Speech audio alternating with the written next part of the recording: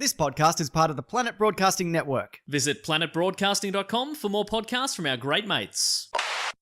The following episode of TOFOP is rated MA. It may contain Batman references, time travel references, sexual references, lost trains of thought, and mild coarse language. TOFOP advises that the program is not suitable for anyone under the age of 15 or anyone who enjoys succinct, coherent conversation that might actually have a point. Minors must be accompanied by a parent, guardian, or priest. This is John Deek speaking.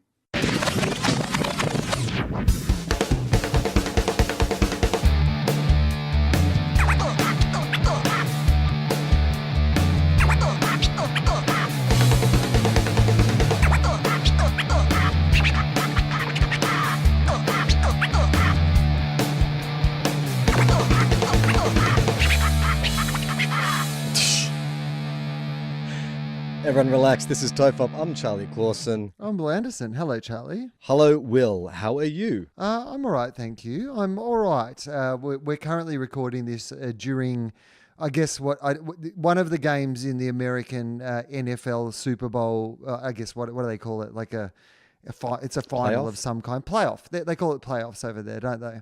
So They've already had one playoff. The LA Rams, who were they a team like before this year? Are they just a new team, the LA Rams? Anyway, they've gone into the final, the LA Rams. And then currently while we're playing, so they're new this year. Hang on. Yeah, while we're recording. So, okay, the LA Rams, who are new this year, it's their first year in the competition. They've gone through to the Super Bowl, which has got to be, that's got to piss off people whose teams have been in the competition for a long time, doesn't it? I mean, like for us, like Bulldogs and St Kilda fans, that would be like your Gold Coast or your GWS coming into the competition and their very first year getting into the grand final. You've got to earn your stripes, mate. And it depends also on how the club is set up. Like if it's one of those things where it's a franchise club where they literally just buy all the superstars and they get a bunch of allowances. If it's just something like they were a team that were, I don't know, relegated and then they fought their back way into first division. And I think if there's history to the club, you can't begrudge them. But if it's something set up as a corporate, it's the McDonald's of NFL teams, and you could be rightfully aggrieved. Without any of us knowing much about the NFL, Charlie. Absolutely nothing. But why let that stop us? What would you guess that the LA Rams are? Do you think that the LA Rams, do you think that Los Angeles' NFL team are a team of scrappy battlers, Mighty Duck style, that have been put together and have made it through the final? Or are they some sort of, kind of super team that they've put together? Well, gee, it's not like Los Angeles to promote glitzy, glamorous things just for a quick buck. I would say that they are a franchise club that have been given allowances and star players to get set up. Maybe they've been moved from somewhere else or two teams have merged or whatever, but it's I don't think it's a scrappy bunch of upstarts because I don't think, do they exist in Los Angeles, scrappy upstarts? It's not really a story you hear much coming out of LA. Well, maybe it is. Maybe it is. I would love if it was Mighty Duck style, the coach of the LA Rams, was some fancy lawyer who'd been, had a drunk driving charge and had actually been, you've got to go and coach our NFL team. Hang on. Am I just going crazy here? But did the Mighty Ducks become a real team? Was there a team that became like an ice hockey team that became the Ducks? I believe the Anaheim Mighty Ducks, right, are a... Yes. Right. So, but is that a second tier NHL team? We've come in strong, by the way, on topics that we have no idea about this week.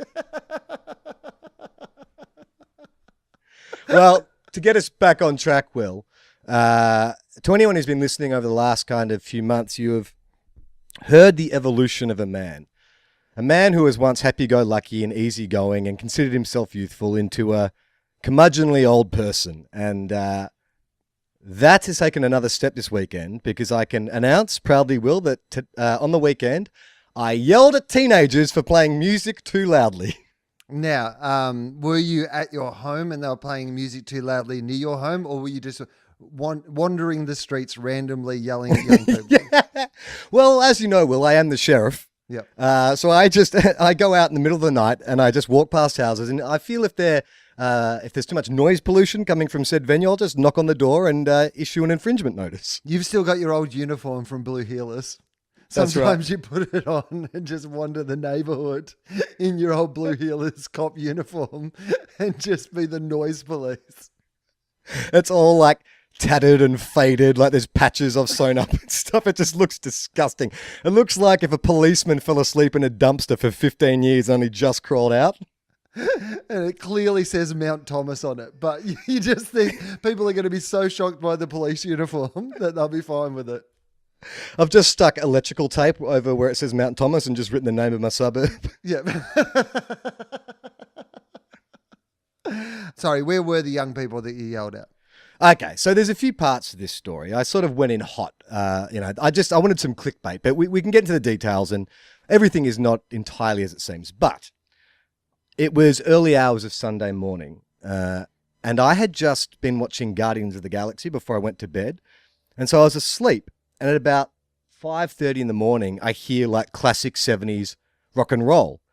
And because of those Guardians film, because they've got so many classic tracks, for a second there I was like, oh, I'm still asleep and I'm just thinking about the Guardians or something like that. But I'm like, no, this is really loud and it sounds like it's coming from my apartment. And so Jen was asleep next to me. I knew Michael was asleep.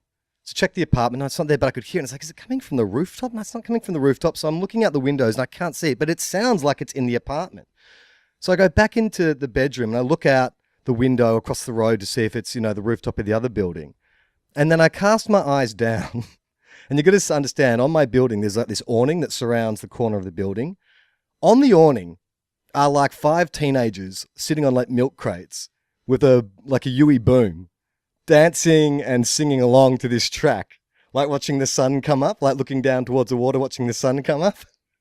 So the young people are having the best times of their life. Best time. Like that is the best time. Being a teenager, staying up all night, seeing the sunrise in the morning. Maybe you're out on some balcony that you really should not be out on. Really shouldn't be out on. Probably isn't that safe. Certainly isn't safe for dancing. Your music's way too loud. Life could not be more fun. This is the Australian summer in one moment.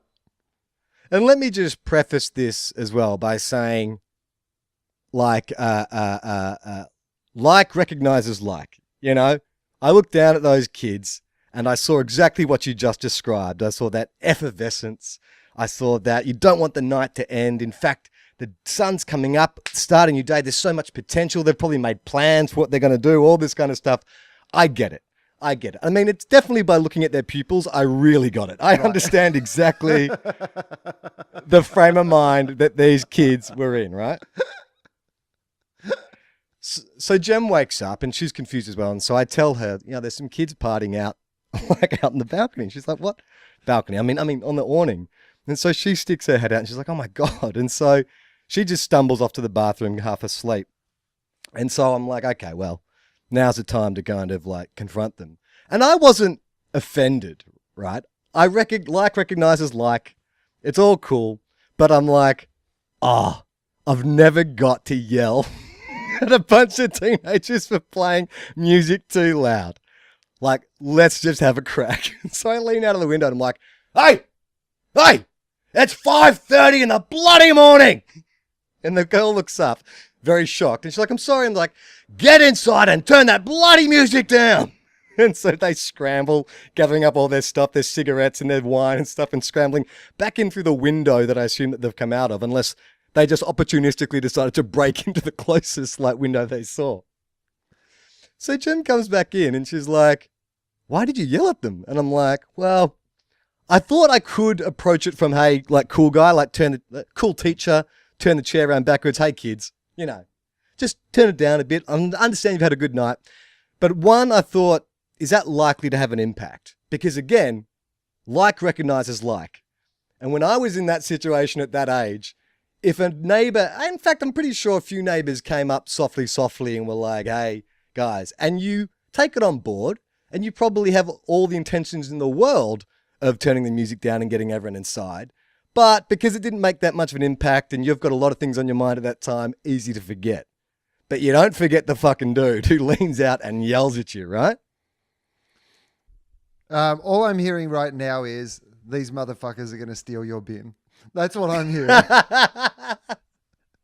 I'm hearing that they're like, Fuck that old guy. Fuck his yelling ways. Let's go downstairs and light a fire in his brand new bin. Well, once I sort of connected the dots on, I think it was my neighbours. I'm not 100% sure, but I'm pretty sure it was my neighbours. They're a younger crew, kind of in their 20s. They fit the demographic, and I often see them having parties, and we've had like quite an amiable relationship to this point. Like they've never invited me over. I'll come forward and say I'm a little offended that every time they see me coming in the gate, they're not like, we'll have a chat or whatever, and they'll have friends having a barbecue. And not once have they ever said, hey, come over here, old man. Well, this would have been a much better way to deal with it then, Charlie, because the awning is like neutral space, right? It doesn't belong to them or you. You could have crawled out the window onto the awning also and then joined the party. And I believe that would have made them uncomfortable enough that they would have turned off their music and gone inside regardless. Oh, God. That's a missed opportunity, Will. I should have called you. Because if you'd give me that advice, I would have proceeded to put on like my worst underpants, right? And maybe I would have put some sunglasses on and a chain. Yeah. And I would have like clumsily crawled out of the window with maybe I'd grab a couple of bottles of drink from the fridge or something like that. And I'm like, hey dudes, what's Facebooking? Let's party. I feel like that's the way to do it. I feel like you've got to play them at their own game in that scenario. You don't want to be the grumpy old man. You don't want to be, well, clearly you do. Because every single story you tell on this podcast now is about how you want to be a grumpy old man. So clearly you do want to be a grumpy old man. I think by nature, Will, I am fairly easy to get along with. I spend most of my day being easy to get along with. I sort of pride myself on the fact that I'm not obstructive in any way. So forgive me if occasionally I allow myself a little window. Right, and I think justified as well. Like my reaction, I don't think would be considered unexpected in that situation. No, I hear what you're saying, but it's Saturday night into Sunday morning too, right? So it's weekend. It's not like this is like a school night. I've got to say, there just would be a part of me that would just be like, good on you kids, and just roll over and go back to bed. You party on, dudes. That's what I would like. I did. I mean, okay, tell me if you were in the exact same situation and it was loud. Like I thought it was coming from my apartment. That's how it wasn't just like an irritating hum. It was fucking loud. So tell me what your approach would have been. And honestly, well, if I heard loud 70s rock, immediately I'd think I was at my radio job. You're like, oh dear God, you turn to Eddie and you're like, can you turn that bloody music off?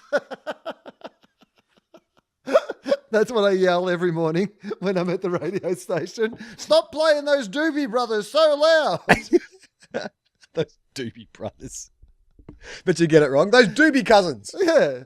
Those, the Doobie family. I don't know if they're brothers, sisters, uncles, nephews, nieces. I know it's too much of that rock and or roll. Yeah, no, I mean, I am very much in that situation. I like young people to be able to be young people. My attitude to that is, and look, as you have observed in the past, I'm a person that if there was a party at my house and eventually I get too tired for the party, I will happily let the party keep going and just go to bed. I'm not a person, I sleep very well through other people's noise. And even if I don't, I love that other people are having a good time. So I'm never a yell at people to keep it down sort of operator. I would be like, oh, good on them. I wish I was still young and out on a balcony, making irresponsible decisions and seeing the sunrise. Okay, but then Amy rolls over and is like, oh God, I can't sleep. I know. I would be awoken by the sound of Amy murdering those kids. Yeah, right, okay. I would be awoken by the fact that I would hear a child's body crashing on the footpath and hear Amy going, fuck you, and pushing them off. Yeah, so you're right. Eventually I would have to get involved. She's just like Batman. The Dark Knight, where she's just dropping people off balconies to break their legs. She doesn't want to kill them. She just wants to teach them a lesson. We have a neighbour in Sydney, and after one of our friends' 40th, it was a Saturday night, and the venue that the 40th was at, was closing, and the person whose 40th it was asked if we could go back to our place because we have one neighbour on one side that isn't at their house a lot, and our neighbours on the other side, their bedroom isn't near where our backyard is. So they've always been really good if we want to have a few people over, that sort of thing. But we've got one new neighbour that's kind of towards the back and who really came in hard that night about the noise and made a big deal about it. Yeah. And was that the one? Is that the one that I was at? Was that? Yeah, Mary Lou's. Yeah. Bleep that out. Yeah. We don't need to bleep Bleep that that out. out, Michael. She had a, Don't you? what, that she's 40? That one of our friends called Mary Lou is 40? That's literally shit. all we've All said right. about. All right. On your head, be on it. All Yeah. I'm saying. So they made a big fuss about it. And the big thing about him was that he was like, oh, well, I've got to work early in the morning. And I'm like, well, that's fine. But you know what? Society operates on this idea that we have like Saturday night. It wasn't, we don't do it all the time. It was a Saturday night. It wasn't a huge party or anything. It was just like a few people, having some fun in the backyard. It wasn't like a big deal. And okay, you have to work, but you know what? I work early in the morning and people make noise at night all the time. I work from home in that house, and that exact group of people have parties during the day when I'm trying to work and stuff. And I just deal with it. I'll just put my headphones on and I'll do some work or whatever. Yeah. And I reckon, I'm totally of that philosophy. I think you've got to take in all the facts though. So I'm not against young people partying per se, but the proximity of this party, where it was literally under our bedroom window. Like, you could not have been closer. They were less than 2 feet of brick between us and our them and our sleeping bodies. Like, if they were in their apartment, keep the music going and it was a rumble or a hum, like I said, I can live with that. But this was like loud. And also, and this is probably going to make, no, I won't even say that. I was going to say also there's a concern for them like falling off that balcony and hurting themselves. But I'll be honest, I wasn't You had really no that concern concerned about that. In fact, it's at one stage you were hoping they would fall off the balcony so that at least they would shut up. At least the ambulance sirens would drown out their loud 70s rock. Yeah, it was, I felt powerful, Will. I felt powerful. I felt like I commanded them and they obeyed. Maybe you should go look into some sort of position where you can yell at young people. Maybe you should become like a junior sports coach or No, I just listen to Teacher's Pet. I just think it's a bad association to be like a children's physical educator. Well, what about, there's all the kind of crazy dads and mums at junior sport, all the... Oh, that'll definitely be me. I mean, think about when we've gone to the football together, the way I barrack for my team. I get white line fever, I lose my mind a bit. Imagine if I was watching one of my kids playing junior sport. You think I'm going to be balanced in my view in that game? No way. No, but that's embarrassing for your own child. What I'm suggesting is before you have your own child, get down to the local park and get some practice in. I'm suggesting Yell at some kids. that you just identify a kid. It doesn't matter which one, but you just go down to the local park and you find one and you just barrack as if Just you're that yell at kid's him. dad. Just yell at him, yell at the umpires on his behalf. Really confuse some people. I could probably start up a business, right? Because we do live in this... We live in an age of there's constantly new approaches to parenting, people trying to be more progressive and, maybe some things that have been done in the past weren't the best way to raise kids, and can we take a more holistic approach? And so I reckon there are a lot of dads out there who are like, you know what, showing anger in front of my son, is not teaching them anything. It's probably, if anything, giving them a bad impression. But someone really needs to yell at him. Yes. So I could step in. So this kid has, hasn't cleaned their room for a month or whatever, and you don't want to be the fucking bad guy. Call bloody the sheriff. Call Sheriff Clausen. I'll come over and I'll give your kid a bake, and I'll do it for free. Again, because I have no idea how to make money. Again, just for a second, you had yourself $1 million idea, and you're like, and I'll do it for free, and I'll cover my own travel costs. It doesn't matter if you're interstate. I will lose thousands a year, and it'll be worth it. Well, I think it's no, I think maybe I will say the first one is for free. After that, you got to pay. Or do you think a kid's only going to need yelled at once by me? No, I think this is I think you've identified a real gap in the market, to be honest, because you don't want to ruin your kid by being the angry person, or you don't always have to be the bad guy in that parenting thing. But the truth of it is, particularly boys, but all kids as they're growing up, because kids are inherently selfish. It's part of us being human beings, like everyone's seen a 2-year-old who thinks that everything belongs to them, right? That's mine. That's mine. That's mine. You do have to do some stern parenting at different stages to teach them things. But some modern day parents don't want to be the bad guy all the time. They don't want to be the person yelling at their kids all the time. That's a perfect opportunity to bring, and you're a professional actor, so you can adapt yourself to whatever scenario and situation is appropriate for that kid. You're not going to just bring, you'll do a level of research. They can send you a few facts, some of the kids' soft spots, some of the, some kids it's going to be a sporting thing. Some kids need a bit of hard truth while they're training on the sporting field sort of thing. You need to go down to training and just kind of motivate them by yelling at them. Some of them need to be yelled at to clean their room. There are a myriad of reasons and ways that you need to yell at children, Charlie, and I think that you could do it. And I don't think I want to just be like that blunt instrument. I think I want to get more psychological about it, because I don't reckon every kid, if you've got a kid who's full ADD, it's going to be the words aren't affecting them. So maybe that's where you switch it up. I remember being on set once where working with kid actors, and 2 of these kids were mucking around, and it was take after take after take, and everyone was getting frustrated, and the director was kind of losing control. And so one of the senior members of the cast took these 2 boys aside, and it was totally pimp. He just kind of talked to him, but he didn't get angry, just got real quiet, and was just like, hey, what's going on? And, they were giggling and stuff and sort of blaming each other, and it's like, okay, you see everyone in the room here? All these people want to go home, and they can't do it if you guys are going to keep mucking around. So are you going to keep mucking around? And you could just sort of see it was just that softly approach. It was the man who doesn't need to raise his voice. It had a total chilling effect on these kids, because the next take, bang, they were concentrating. I think this is good for you. You could play this range, and it's already something you're interested in. Yeah. And I do think there is the demand for it in these modern day busy times. Sometimes, dad can't make a Saturday morning sport, but he needs someone to go down there and quietly tell his son he's disappointed in him. Yeah. I mean, it sounds like a great idea for a business, or the kind of film that is built off a Saturday Night Live sketch. Oh, yeah. No, it's definitely we could get Vince Vaughn and Owen Wilson interested in this scenario. What are you fucking talking about? It's my idea. I'm going to bloody Sylvester Stallone this, mate. This will be my one idea.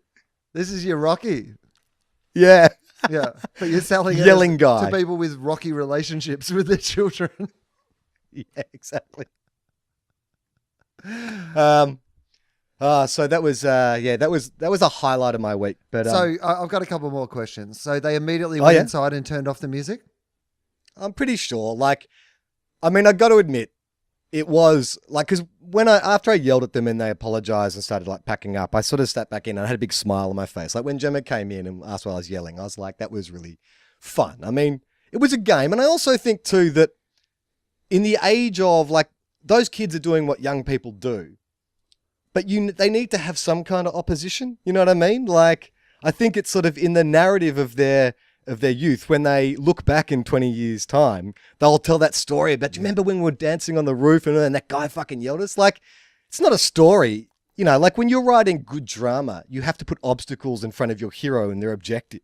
If it's just too easy for them, it's just not going to be a memory. But they'll always remember that time that fucking dude leaned out the window and yelled at them. Right. And particularly for their age demographic, because how old are these kids, do you reckon? Oh, when I say kids, they're probably late 20s. Yeah, okay. Late 20s. Yeah, mid to late 20s. Okay, mid to late 20s. So I was going to say, because if they were early 20s, they're probably still in the home and away zone. So there's a chance that at least one of them would have that'd been be amazing. Did you remember that morning when we were off our heads on that awning and then Zach from Home and Away yelled at us angrily?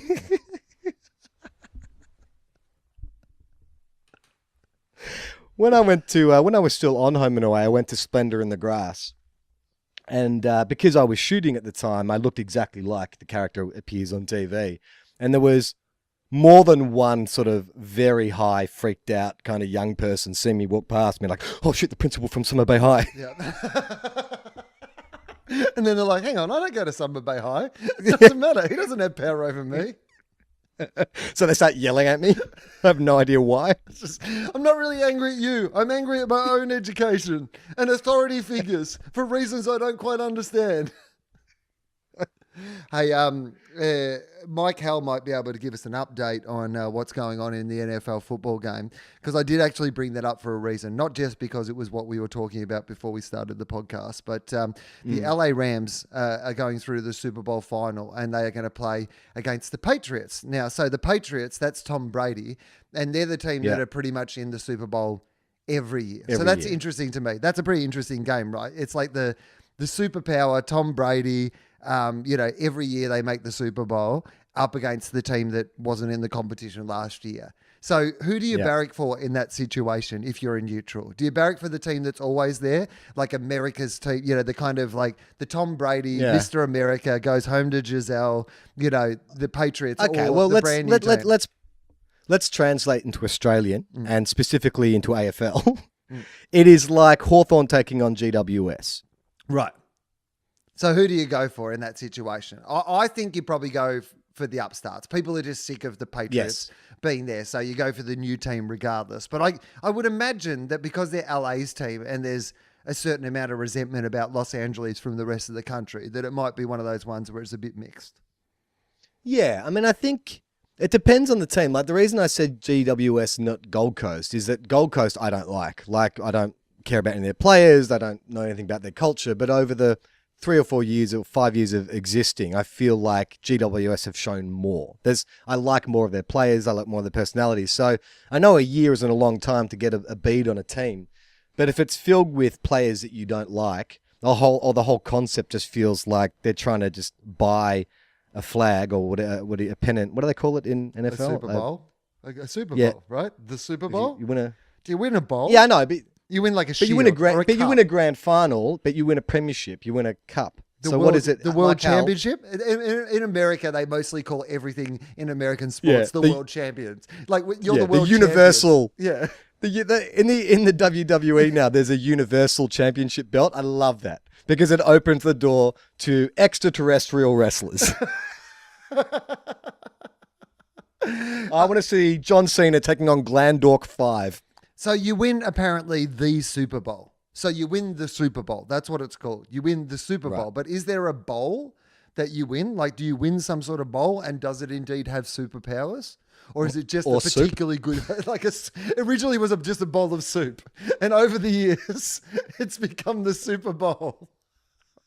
I'm sure that joke has been made a zillion times.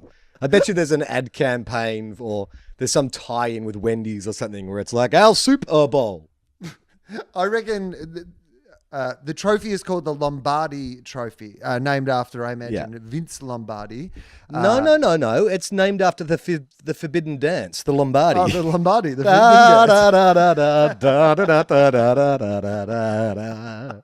In fact, the team that wins, they all get on stage, and that's the final step to them being given the Super Bowl. That's how they celebrate with Lombardi, the Forbidden Dance. They all pair up, and get all groin to groin, really sexy.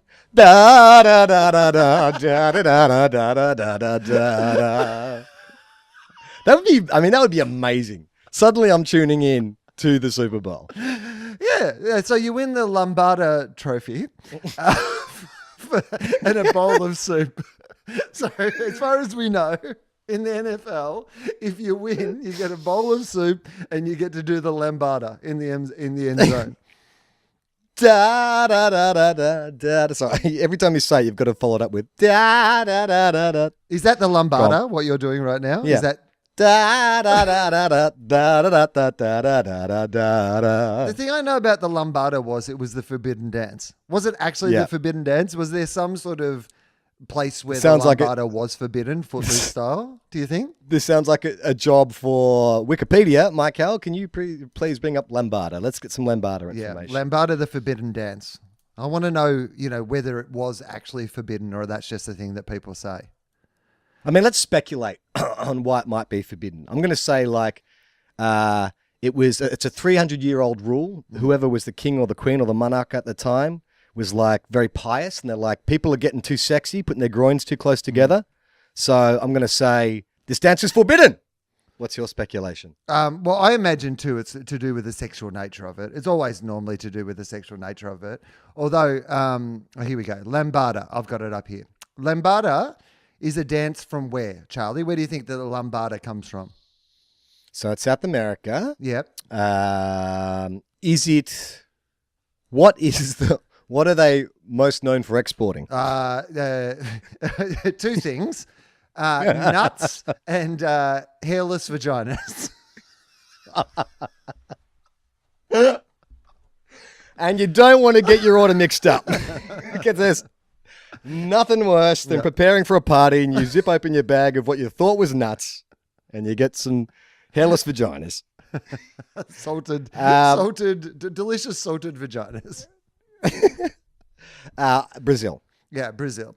So the dance became internationally popular in the 1980s, especially in the Philippines, Latin America, and Caribbean countries.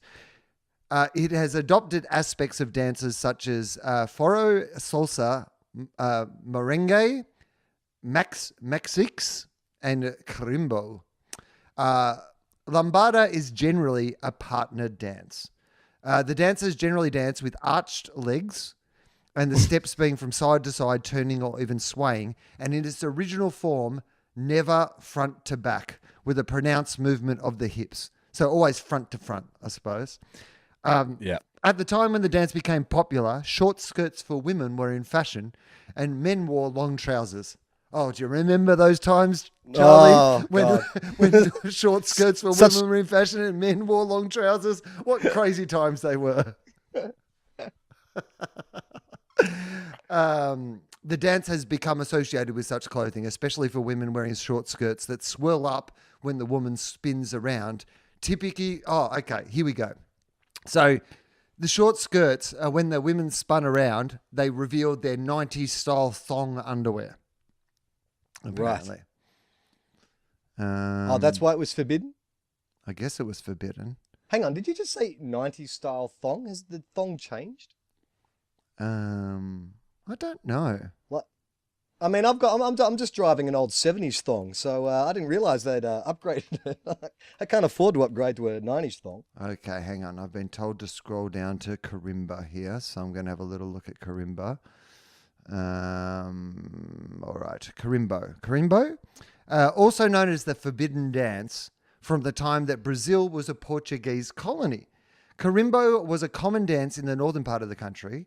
Carimbo was a loose and very sensual dance, which involved many spins by the female dancer, who typically wore a rounded skirt. The music was mainly to the beat of drums made of trunks of wood thinned by fire. Carimbo involved only one side-to-side movements and many spins and hip movement, which became the basis of the lambada. Oh, I'm just getting horny thinking about it. That's why it was forbidden, even if you just think about the lambada. Yeah. It's like The Ring. You watch it, you get so horny, you got to send it on to someone else, but after 7 days you die. I've just got a lambada. Okay, here we go. I've Googled, was the lambada actually forbidden? All right, the Forbidden Dance. Here we go. The Forbidden Dance is a 1990 drama film starring former Miss USA Laura Harring, made to cash in on the lambada dance craze. Apparently. Yeah. That was I remember it. Well, let me guess. Was that? Sorry, hang on. I didn't hear what year the film was made, but my recollection of lambada craze was like 88, 89. So the movie opened March 16, 1990. Oh, damn it. So I'll give you a synopsis of lambada, the Forbidden Dance. Right. Nisa is a native princess of the northern Brazilian tribe who comes to Los Angeles to stop an American corporation from destroying her rainforest home. Okay, love it. I love it already. I mean, with her, she's gonna dance. Or is she gonna dance? Oh, please. All right, just pause.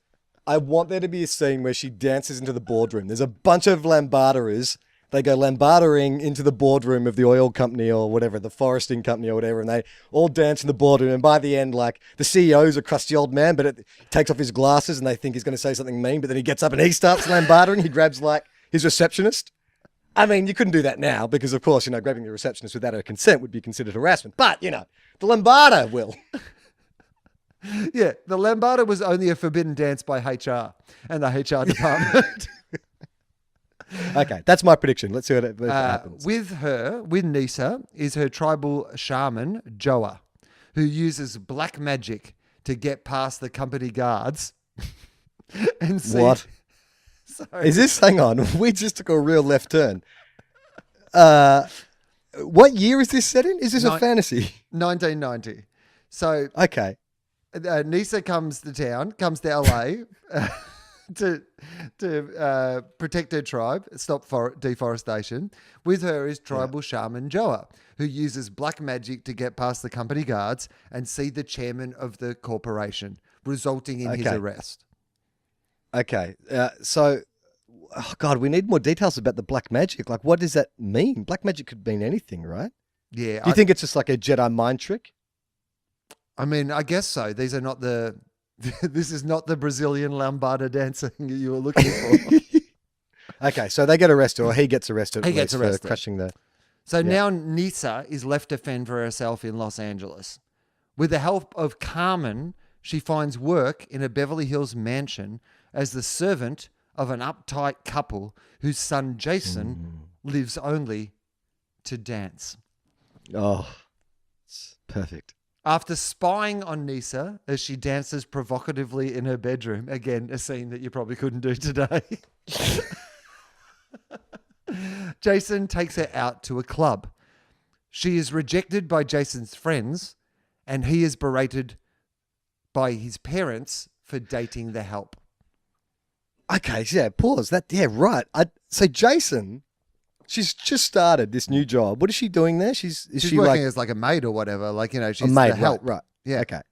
So this dude has just, like, within seconds of her arriving, taken her out on a date. Yeah. Mate, can't do that. That can't do that. It's an inappropriate power relationship. You're the son of her employers, and you've been perving her while she's dancing. She probably feels pressured into the idea that she has to go out with you or she'll lose her job. She's already lost her black magic shaman.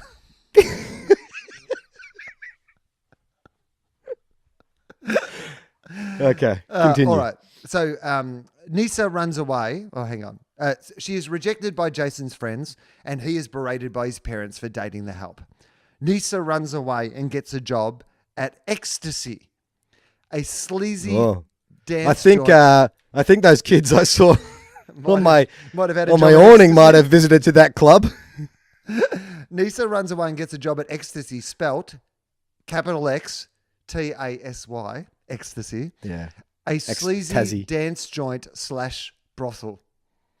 Ah, no, Nisa. It's better than this. As a dance partner for male customers, Jason's friends visit... Hang on. Wait. So the premise is there are sleazy brothels that you can go to get a dance partner? Like, I mean, do you need to call it a brothel? Isn't that just like a dance class? Like, isn't that where if you are a person who loves dance and you want... I'm sure dance studios have nights where you just turn up and they pair you up and you dance, right? I mean, look, maybe it's a value add. Mate, you're paying all that rent. You should see the episodes of Dancing with the Stars up late. Like, I mean, shit gets real. Well, funny you should say that. I have a few friends who have done Dancing with the Stars. I've been asked to do Dancing with the Stars a couple of times, and the one advice Gemma got from everyone we knew whose partner had done it is like, do not let your partner do Dancing with the Stars. They all end up having sex with their dance partners. You can't help it. It's super physical, you're body to body, it gets sexy. It's just like things go crazy. Yeah. Ironically, I have also been asked to do Dancing with the Stars, and that's how they pitched it to me. They're like, I know you don't like dancing, but would you like to have sex with the dancer? Because they all end up doing it. All right. So Nisa's working at Ecstasy at this stage, a sleazy dance joint / brothel, as a dance partner for male customers. Now, here's the thing. We all understand the idea of maybe like the strip club that might also offer some, extra services. But you're right. This seems to be a place where you can dance with the people and also have some sort of brothel-related activities. I mean, are you really going to have energy. Just say you've done like a good 1 hour lambardering. Are you going to have the energy to after that? Oh, You've mate. got to be tired. Nothing I enjoy more after, a nut bush than combining the nut and the bush. I was like, the name of this dance has got me in the mood. And then I'd like a little Nacarena, if you know what I'm saying. You know what I've got in my mind? I've got a little bit of Monica on my mind. And I've got a little bit of... I don't want to do the chicken dance, but I might choke the chicken. Yeah, you've heard of doggy style? I'd like to do it Gangnam style.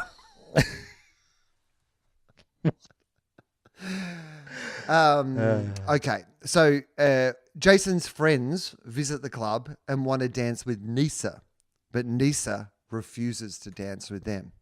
One of Jason's friends... Wait a minute. She's just taken a job at this establishment, right?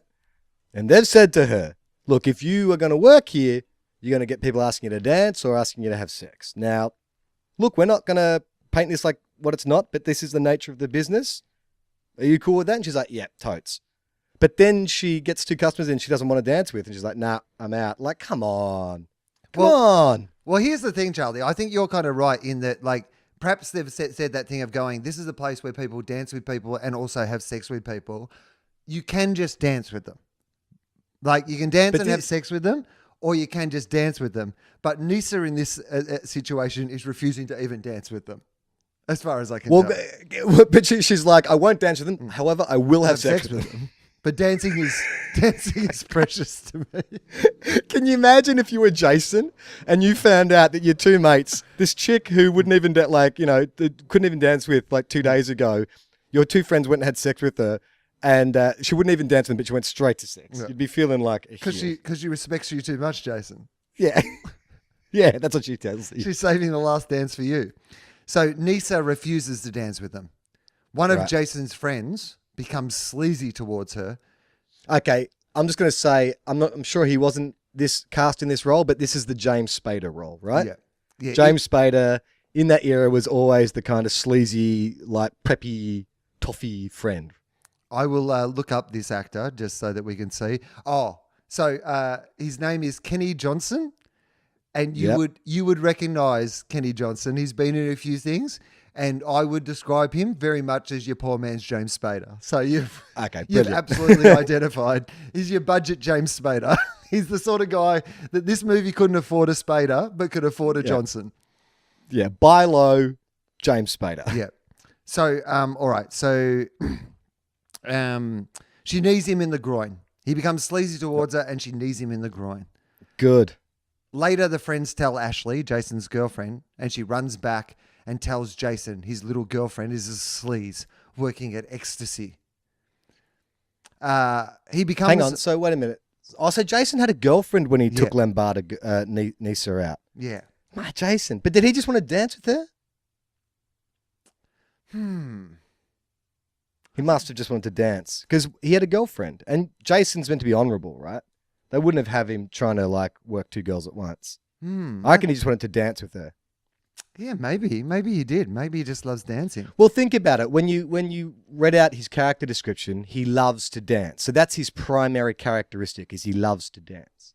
So maybe we've got Jason all wrong. He just wants to dance with Nisa, which would explain why the girlfriend gets jealous.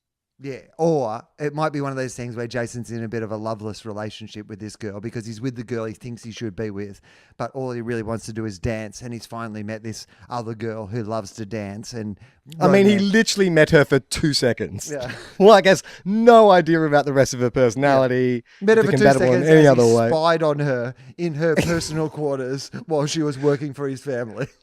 Literally has not spoken 1 word to her. Yeah. Like, grabbed her from the bedroom, put her in the car, went to the club.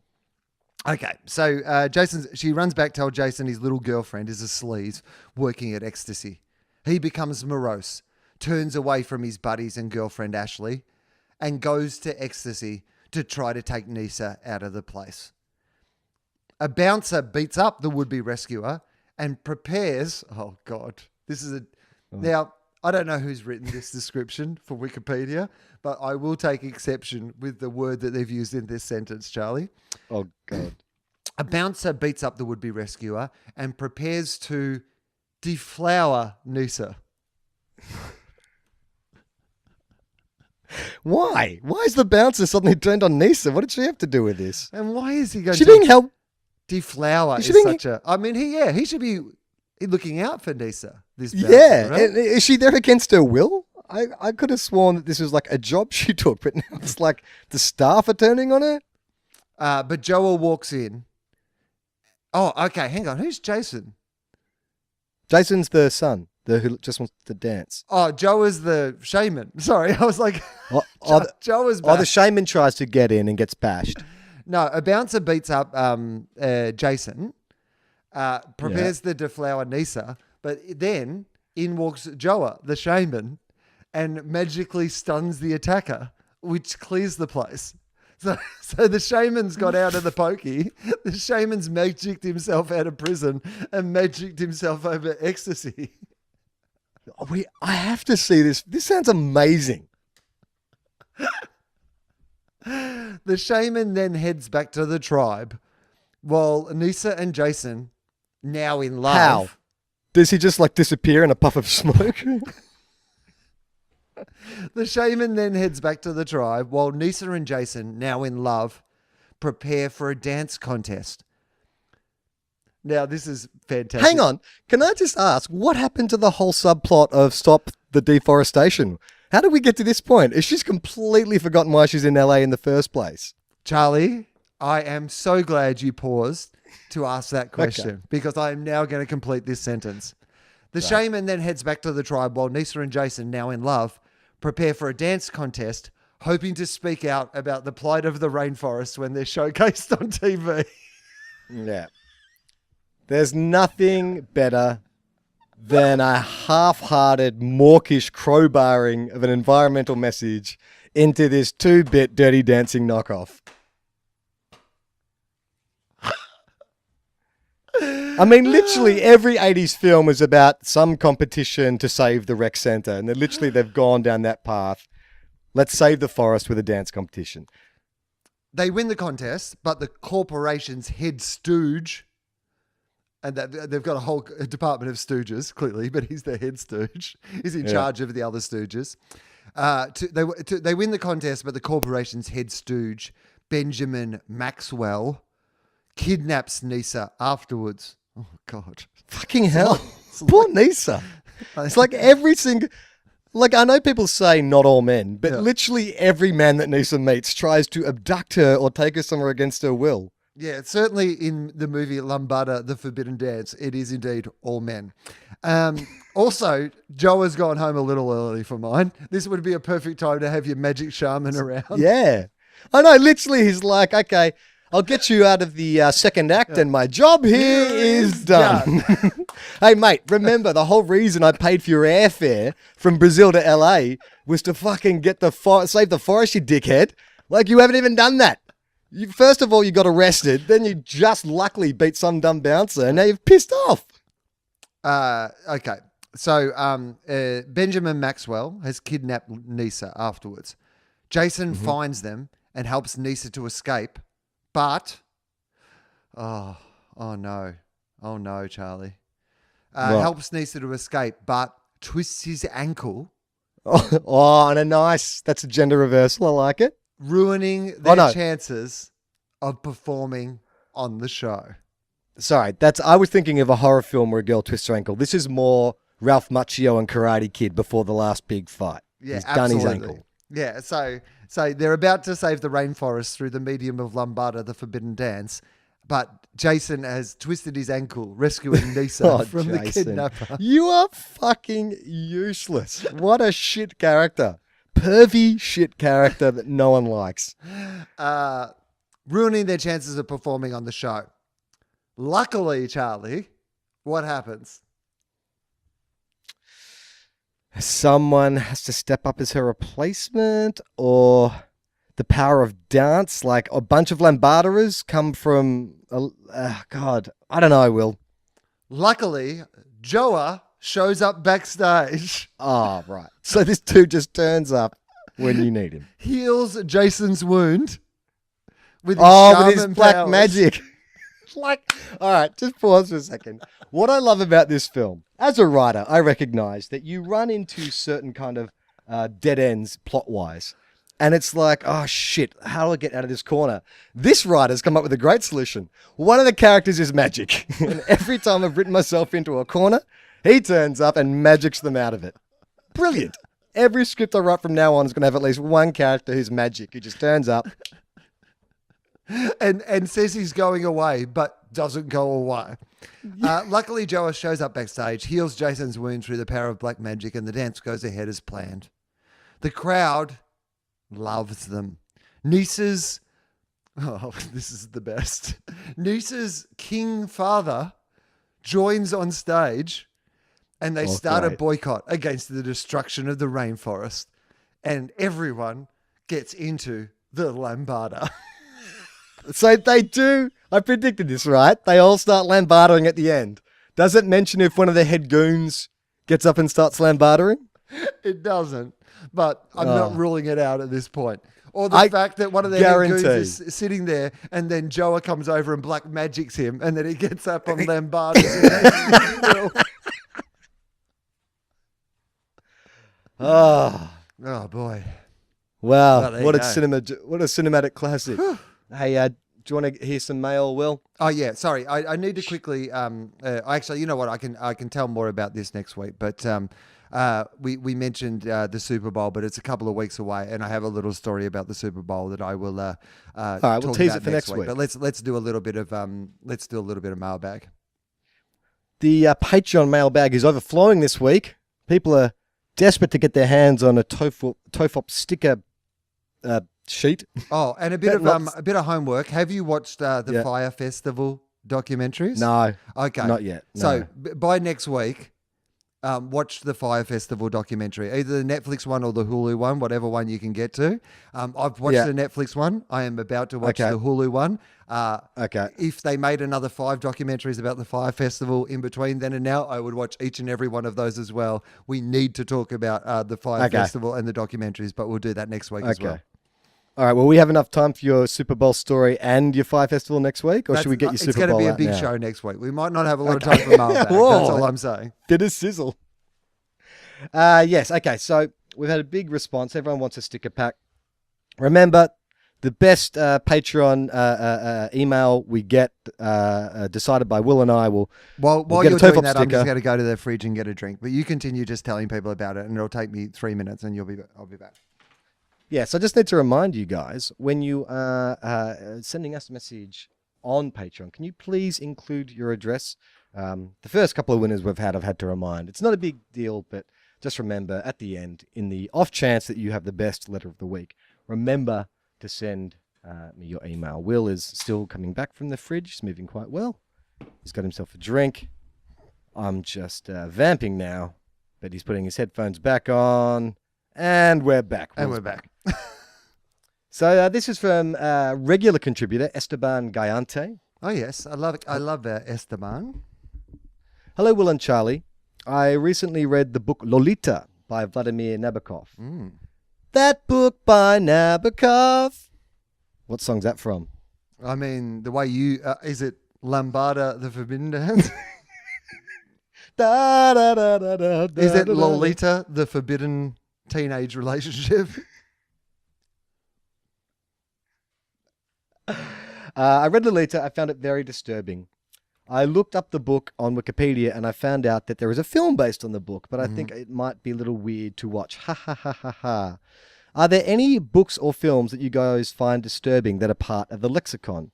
Thank you guys for the incredible 8 years of entertainment. I hope we get 8 more unless Charlie gets another job that doesn't allow him to roll around in the filth that we love. Thanks, Esteban. Anything in the lexicon? I mean, I understand what you mean about Lolita. It is actually, I mean, it's meant to be a disturbing story, but I think that it's actually not meant to be quite as a disturbing story as it now feels like it is. In fact, there's a lot of those sort of stories, like, and even songs, you know, where they just, in retrospect, sound much creepier than they actually are. I mean, you know, like, you know, the classic example is, you know, I'm on Fire by, you know, Bruce Springsteen. Like, you know, it sounds much pervier than it's actually meant to be, right? Like, it's just hard to be in your car singing, "Hey, little girl, is your daddy home? Did he go away and leave you all alone?" Like, it feels gross. It feels pervy.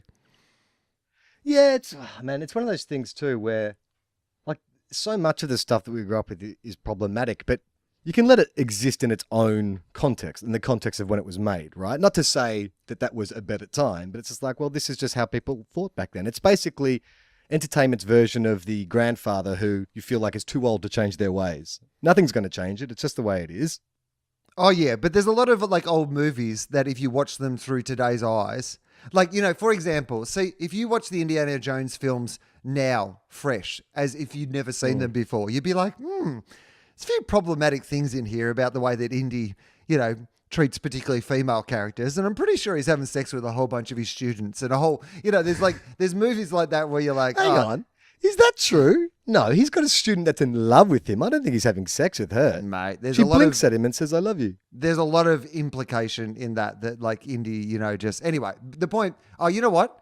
Amy was watching Goldfinger yesterday. Yeah. There's a lot of James Bond just pushing women in the face. And kind of like, Yeah. I mean, I think also like Sean Connery and James Bond are pretty much the same person when it comes to treatment of women. Sebastian Roger gets in touch. He says, you may remember my name from a previous email I sent where you explained what wrestling actually is. Thanks for the explanation. But more importantly, I have since become a Patreon member. Well done, Sebastian. You guys are the first podcast I've decided to spend money on because the show is that good. And we would encourage people, by the way, to join the Patreon page. There's been a little drop off in our Patreon, and it possibly is because we occasionally run some ads and stuff on the thing, on the program. But I would say this, that the best thing for us is the Patreon support, because it means that we know we have a reliable income to pay James and Michael and, you know, the related costs to do with the podcast. So if you want to keep hearing the podcast weekly, the Patreon is the best place to support it. Plus, there's just heaps of good extra content on the Patreon page. Yeah. And we're planning to put more as well. So we beat out the Weekly Planet, the Little Dum Dum Club, Do Go On, and Filthy Casuals. All excellent podcasts, I'll say. I'll just They are. editorialize. I will say that too. I just got back from vacation in Portland with my girlfriend, and I was visiting university friends for a few days. And our second day, I decided to go to a dispensary to pick up some joints for the trip. Coming from California, I have to say, the price difference blew me away. I paid $20 and got a variety pack of smaller joints to try of different strains and flavors and effects, and one 1-gram joint to share with old roommates. I also needed to pick up a lighter too, photo enclosed, and I realized that I wouldn't be able to take my new lighter on the plane, so I had to figure out a plan. Hang on, I've got to see what this lighter looks like.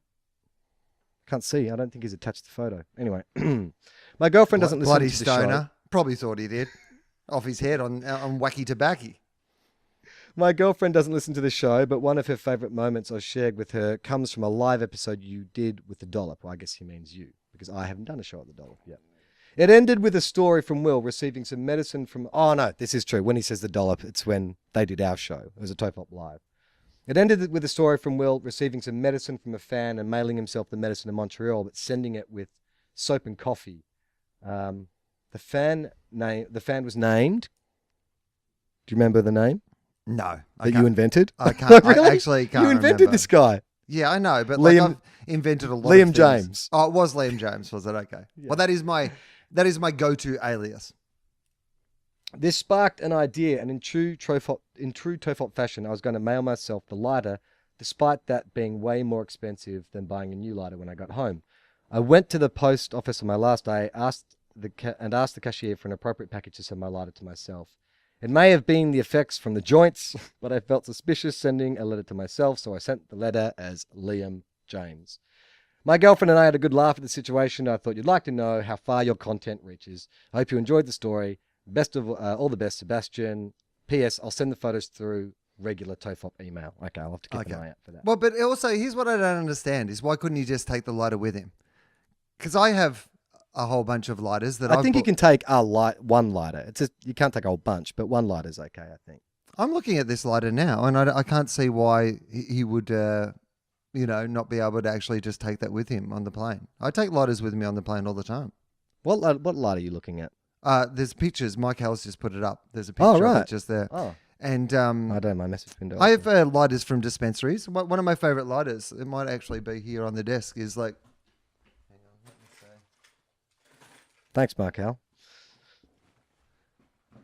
I have one from a dispensary in Denver that has like all the different strains of like weed like printed on the lighter, which I absolutely love this lighter.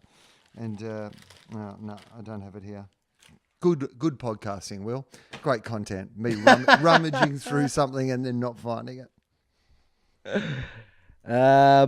Okay. Now, our next email, I'm just going to spell the name and send it to you, Will. Okay.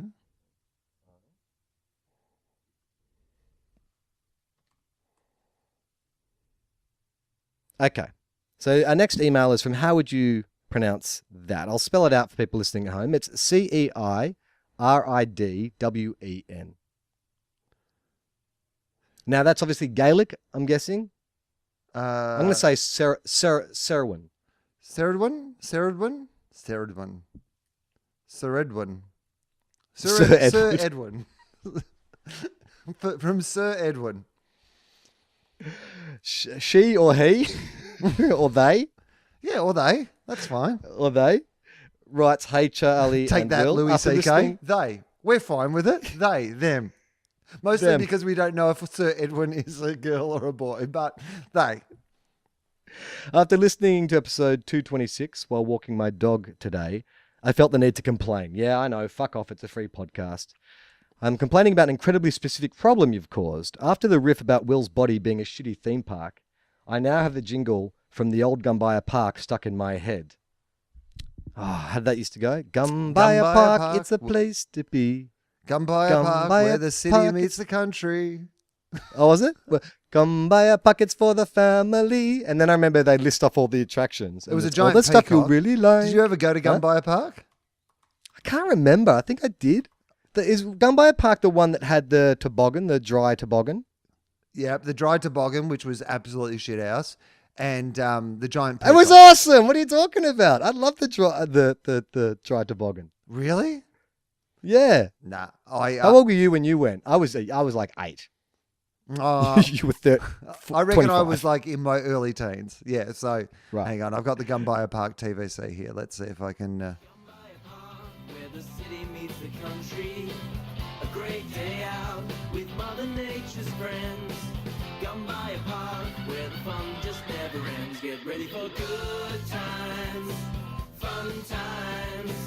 Gumbaya Park, have a great day out. Get ready for good times, fun times. Gumbaya Park, have a great day. I've seen a new Gumbaya Park one, and it's like it doesn't have the song, which is absolutely bullshit. What do you mean Gumbaya Park still exists? Yeah, absolutely it does. Really? Yeah, did you Oh, not mate, know we that? should do a show from Gumbaya Park. Oh, really? An OB from Gumbaya Park? OB from Gumbaya Park. That'd be amazing. Well, yes. Okay. Well, we'll find that and we'll drop it in the Gumbaya Park theme.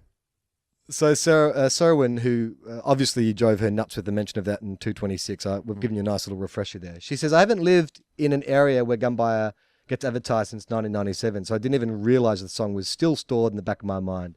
But now I feel like this is going to plague me for days, if not weeks. Thanks for the inevitable pain this is going to cause, and also actual thanks for the hours of entertainment while walking the dog or stuck in city traffic. And she says about her name, no pronunciation guide. I'm looking forward to hearing you trip over your tongues trying to get it right. Well, I think we did that. I think there's a fair chance that we both did that. Yes. All right, our final Patreon email is from Cara. I sent this via the TOFOP website. Sorry for the duplicate, but I really want to win a sticker book. TOFOP Respondents. Now that the Crab Feast has ended, TOFOP has taken the spot as my go-to podcast. That had me thinking back to when I first heard of Will Anderson, early 2015. New episodes of TOFOP... Oh, hang on. Oh, no. I thought I'd read this before, but I haven't. Early 2015, new episodes of TOFOP were few and far between, and so I listened to FOFOP. I had my own favourite guest Charlies and went through picking episodes based on who... picking... God, sorry. Again, I can't read. I had my own favourite guest Charlies and went through picking episodes based on that. In brackets, who the hell is Charlie anyway? Eventually, I decided to try TOFOP. Ugh. I don't care for this Charlie guy.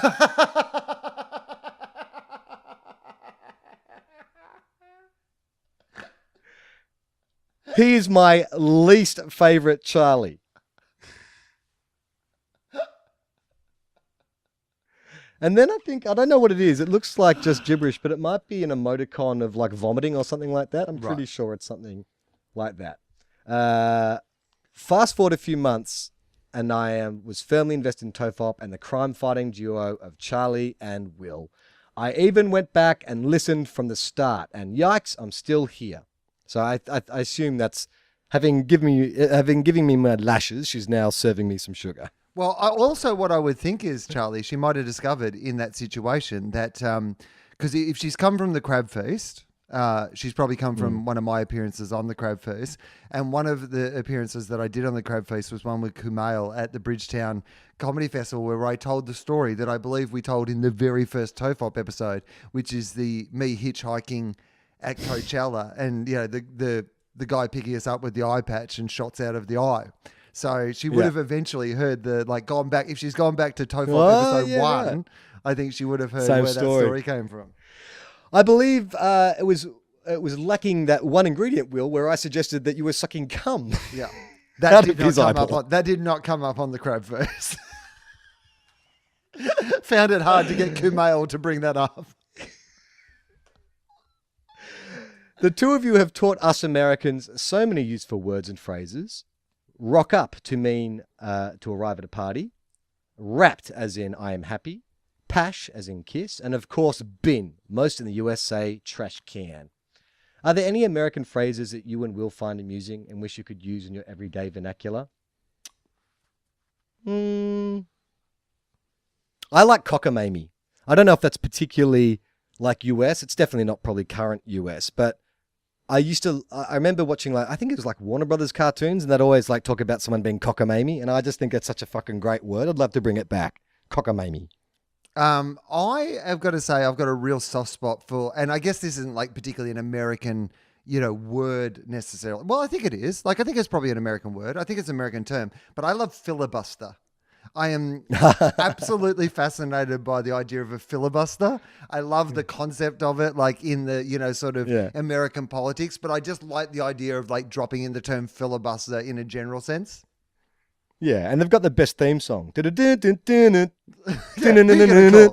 Filibuster. Filibuster. When you need a man to talk all day, who are you going to call? Filibuster. Filibuster. Okay.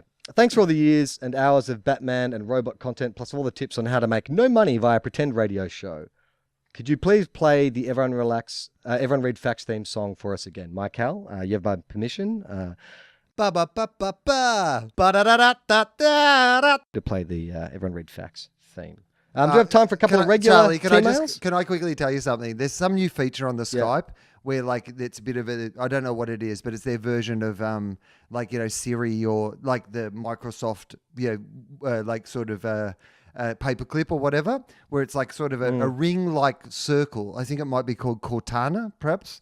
And so when things are being typed, I'm getting little suggestions on what would be the reply that you could just send through.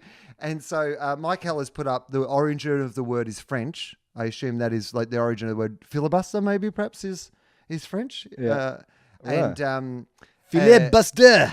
Right. And then in reply, it had just suggested that I write back and bacon. Don't really know how that would have been helpful for me to. Oh, it's filibustero in Spanish. Oh, that's pretty good too. Have you got time for just quick emails? Yep, let's do it. We have to pick a winner from Patreon. Who do you like the best? Definitely recap. Definitely Crab Feast. I like Crab Feast. It's particularly because the Crab Feast, for those who haven't listened to the Crab Feast, is one of the all-time great podcasts, and they have just recently finished up, which gives me hope that one day we can finish this.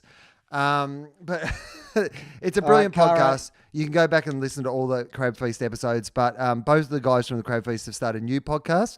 Ryan Stickler has started a new one called The Honeydew, and there's an episode of that. I think it's only the second episode, and it's Daniel Van Kirk, who's a brilliant comedian, and Ryan, and they're talking about not having parents around. That the both of them had not parents around when they were growing up, and it's just a really interesting like hilarious but interesting conversation about a world that I didn't have a lot of experience about. And it's just a really brilliant podcast. So I'll give that a big shout out. Okay, Cara, you need to let me know what your address is.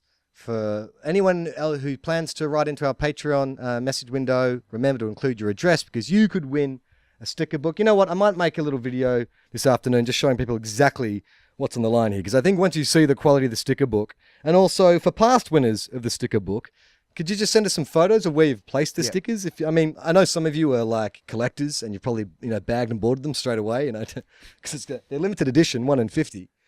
If you haven't though, if you've got them stuck up on some photos at home, let us know. Send us some photos and we'll repost them.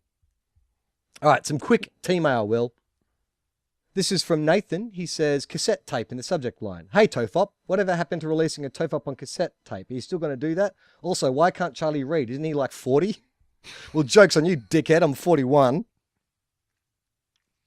And by the tone of your email, I'm assuming you are a youngster. But I'm going to yell at you for being a youngster. Learn some bloody manners. But also the idea that you're 40... like, essentially, you learn to read, like, what, by the time you're 12 or something. So anything after 12, you should be able to read. It's not like you learn to read better from the ages of 20 to 40. Like, I read as well at 40 as in fact, I read worse at almost 45 than I do at 20 because now I need 100%. glasses. Much worse, yeah. And that's what I was going to say. I think his last question answers his second question, which is like, my fucking eyesight's going. Yeah. Every time I read, I'm reading off this fucking iPad, which doesn't make it easier either. The cassette tape. Yeah, I still want to do it. I can't remember. Did someone... This is why we need like an assistant or someone. Did someone say they were going to help us make a cassette tape, that they had a machine to do it or something? Because if that exists, hit me up. Mike Hal is saying something. Was it you, Mike Hal? Oh, that's Mike. Mike Hal has that machine. And so then literally the guy. Mike Cortana is suggesting my responses to that would be, I am sure you do. I want it. I need it. And Mike Hal, Cortana has summed up my attitude on this. I am sure you do. I want it. I need it. This is from Alana. Dear TOFOP, about me. Like Will, I also watch The West Wing to forget about the state of the world. You mentioned this in episode 224. So I have a story about border security prompted by last week's pod, 226. So again, we're catching up. We're about a month behind on the emails. We are gaining, but this is about a month ago we talked about this. I visited my family in Italy last year, and when we asked them why they never visit us in Australia, they responded by telling us it was because of the TV show Border Security, which apparently airs in prime time in Italy. My cousin looked me dead in the eyes and told me they don't want quarantine officials to take away their salami when they get here. So, for anyone, for instance, like our overseas listeners who may not know what border security is, well, what is border security about? We are It's a reality show. We are so obsessed in this country by being cops. Essentially, like we are a nation that is based on essentially criminals. We were a whole bunch of criminals who got sent to somebody else's island and then took over their island, and we've turned into a nation of cops. It's ridiculous. Yeah. We love law and order. Would you say, Will, that I am Australia in the way that I've made myself the self-appointed sheriff of my neighbourhood? Like I am like Australia, mate. You are absolutely Australia. You used to be cool, overzealous, and now you're authoritarian.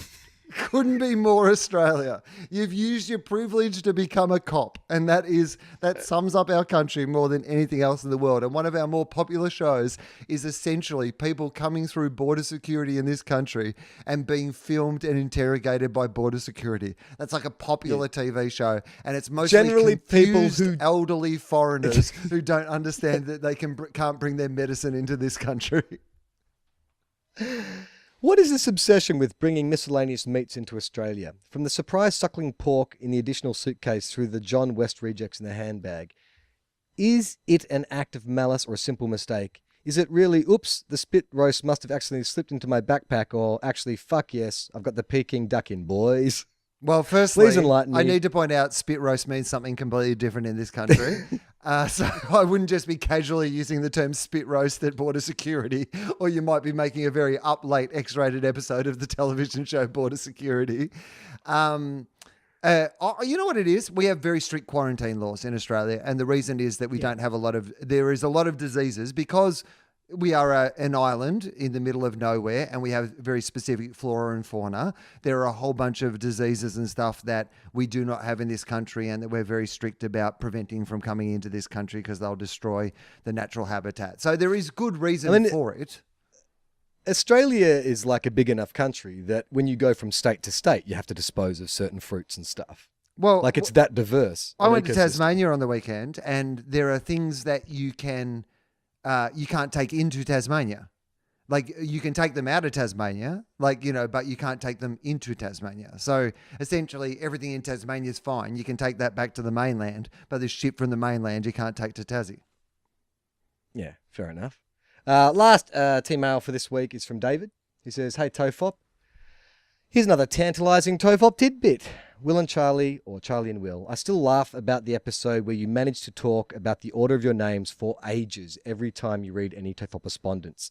I'm about halfway through your final episode for 2018 and unfortunately have to make my way into work.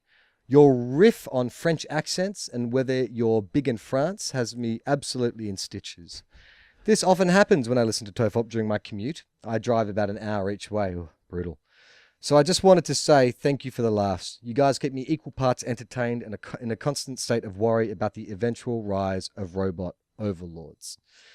Looking forward to the new episodes in 2019 and more strange looks from other drivers as I laugh out loud and wipe the tears from my eyes while crawling in traffic. Thanks again, Dave. P.S. Wil, your Illegal show was awesome. I saw the Late Show at the Opera House and it's possibly the best show I've ever seen live.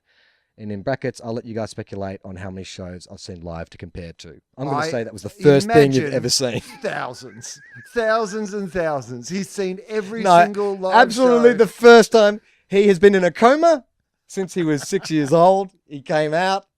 Anything. I mean, he also saw a squashed like coffee cup on the ground and he thought it was the most beautiful artwork he'd also seen.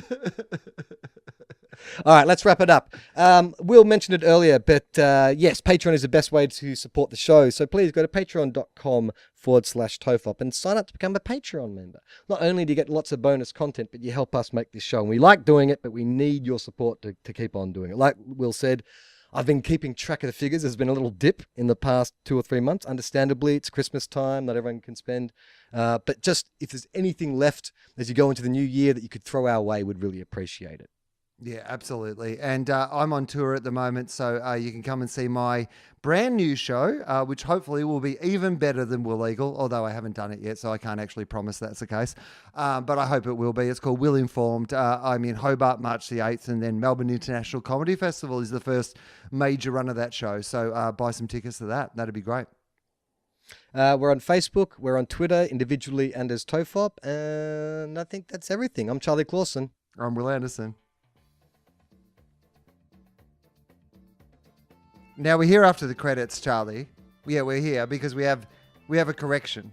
We have a correction that we have to make because I looked up Lambada, The Forbidden Dance, and it took me to a movie called, it turns out, The Forbidden Dance, because there was a movie also called Lambada. Now, they both came out the same year, and apparently The Forbidden Dance was Lambada, The Forbidden Dance, but then was sued by the makers of Lambada, and they had to drop Lambada. So is that right? Am I getting this right? This is what happened, right? No, that's right. That's exactly what happened. It's really confusing. So we just recorded this as a little postscript because we told you we were reading the synopsis of Lambada, but we're actually reading the synopsis of The Forbidden Dance, which was once called Lambada, but then had to change their name to The Forbidden Dance. And also to make it even more confusing, I'm convinced that in Australia, Lambada, the ones that sued the other guys, released their film as Lambada, The Forbidden Dance. So I don't really know which one was which. I know there was a movie called Lambada, The Forbidden Dance. We've read you the synopsis of one called The Forbidden Dance, which was about Lambada. It certainly finished in them doing the Lambada. So at another stage, we're going to have to revisit the movie Lambada. Both came out the same year, by the way. Yeah. And then find out what it's about. All right. Well, maybe we can do that as an episode down the line. We read the actual plot synopsis of Lambada. Yeah. There we go. That's some real good sizzle. We've got Super Bowl chat, we've got Fire Festival, and there's no magic apparently in Lambada. So I'm already sensing that it is an inferior film.